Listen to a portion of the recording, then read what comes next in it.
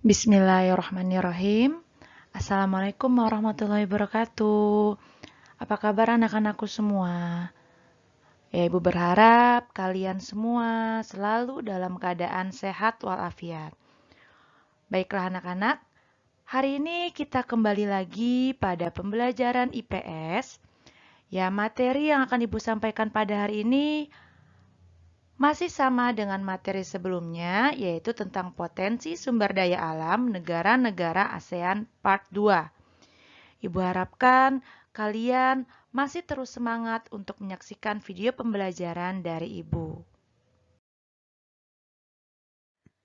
Nah, tujuan pembelajaran kita kali ini adalah peserta didik dapat mendeskripsikan potensi sumber daya alam negara-negara ASEAN, di mana potensi ini dapat menumbuhkan pertumbuhan perekonomian di negara-negaranya. Baiklah anak-anak, untuk materi pembelajaran yang pertama, Ibu akan menjelaskan potensi sumber daya alam negara Malaysia. Ya, seperti yang sudah kalian ketahui, Malaysia beribu kota di Kuala Lumpur. Negara Malaysia dibagi menjadi dua wilayah, yaitu Malaysia Barat dan Malaysia Timur, yang dipisahkan oleh Kepulauan Natuna, Indonesia. Malaysia merupakan negara yang masih serumpun dengan Indonesia. Hal ini dibuktikan dengan kondisi geografis yang hampir sama dan sumber daya alamnya pun hampir serupa dengan Indonesia.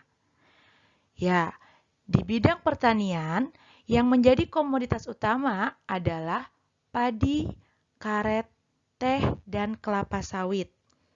Nah, Malaysia merupakan penghasil karet alam terbesar di dunia. Sedangkan di bidang pertambangan, Malaysia memiliki sumber daya alam berupa minyak bumi, gas alam, timah, emas, dan bauksit. Komoditas ekspor terbesar Malaysia adalah timah, dan Malaysia merupakan negara penghasil timah terbesar di Asia Tenggara. Nah, kalau kalian saksikan gambar di samping ini adalah salah satu contoh pertambangan bauksit Malaysia yang berada di kota Kuantan. Lalu, di situ juga ada lambang atau ikon dari negara Malaysia, yaitu Menara Kembar atau Menara Petronas. Nah, Menara Petronas ini melambangkan atau menjadi ciri pertumbuhan cepat ekonomi dan kemakmuran Malaysia dan merupakan kantor pusat raksasa minyak nasional. Yang selanjutnya adalah negara Myanmar. Ya, negara Myanmar ini perekonomiannya masih mengandalkan produk pangan. Ya, walaupun demikian, industri di Myanmar juga berkembang seperti industri tekstil, semen, pengolahan gula, penyulingan minyak bumi, dan keramik. Ya, negara Myanmar merupakan negara yang kaya akan sumber daya tambangnya, yaitu berupa tembaga, timah, batu bara, emas, perak, mangan, batu mulia, dan gas alam. Selain itu, Myanmar juga memiliki hasil pertanian yang cukup banyak, yaitu berupa padi, kacang-kacangan, gandum, jagung, sayuran, dan memiliki hasil hutan berupa kayu jati, karet, dan kina. Selain itu, Myanmar juga memiliki tempat wisata bagi turis mancanegara maupun turis dalam negeri. Ya, di sini bisa kalian lihat ada pagoda emas Swedagon. Ya, pagoda emas Swedagon ini adalah bangunan suci tempat ibadah umat Buddha yang terletak di kota Yangon.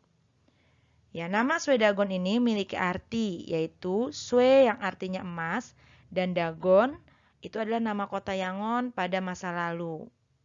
Nah, keutamaan pagoda emas Swedagon ini adalah pagoda ini berlapis emas yang memiliki tinggi kurang lebih 98 meter. Nah, sekarang negara yang ketiga adalah negara Singapura. Ya, anak-anak, yang perlu kalian ketahui, Singapura ini merupakan negara terkecil di kawasan Asia Tenggara.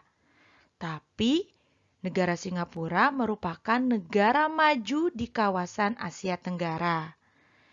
Ya, negara Singapura ini mendapat julukan sebagai macan Asia atau sebagai negara kota. Walaupun luas Singapura hanya sekitar 720 km persegi, ya kurang lebih sama dengan kota Jakarta, namun Singapura bisa menjadikan negaranya menjadi negara yang maju. Singapura tidak memiliki sumber daya alam seperti negara-negara Asia Tenggara lainnya.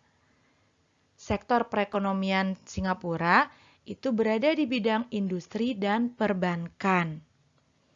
Ya, Singapura adalah pusat keuangan terdepan ketiga di dunia dan sebuah kota dunia kosmopolitan yang memainkan peran penting dalam perdagangan dan keuangan internasional. Letak geografis Singapura yang strategis, yaitu di Semenanjung Malaka, menjadikan negara ini menjadi maju karena pelayaran internasionalnya.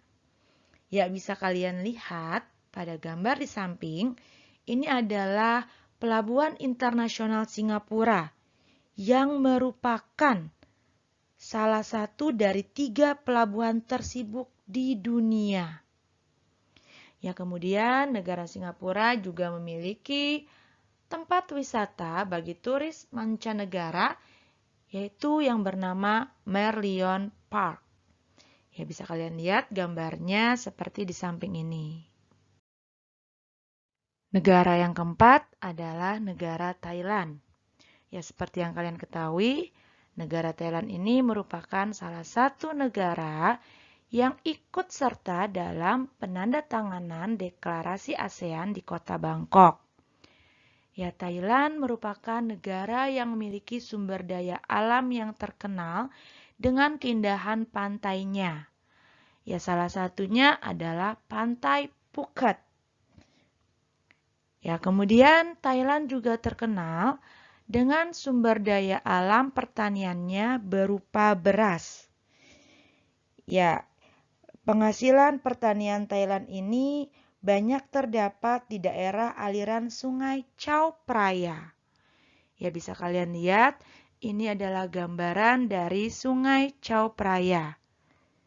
Selain itu, Thailand juga menghasilkan beberapa hasil alam berupa jagung, tebu, dan ubi-ubian. Sedangkan hasil hutan Thailand berupa karet, kayu jati, dan kayu besi. Thailand juga memiliki hasil sumber daya alam di bidang pertambangan berupa timah, timbal, seng mangan, tembaga, biji besi, batu bara, minyak, dan gas. Nah, komoditas ekspor Thailand berupa karet, padi, tapioka, tebu, kayu jati, timah, dan batu bara. Thailand juga merupakan negara lumbung padi utama di Asia Tenggara.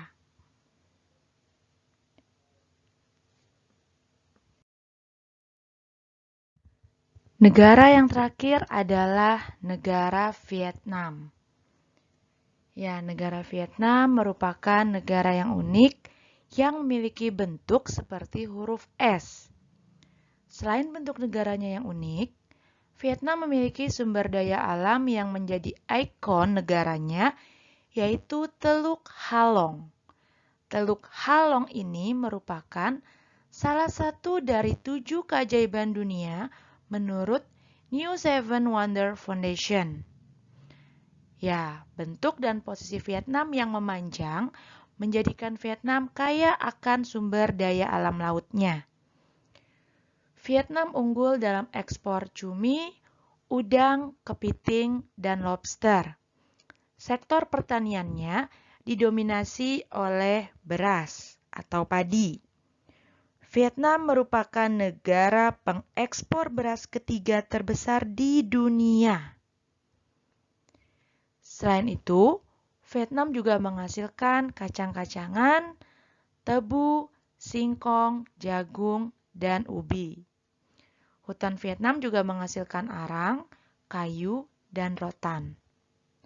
Kandungan alamnya meliputi batu bara, besi, krom, timah, tembaga.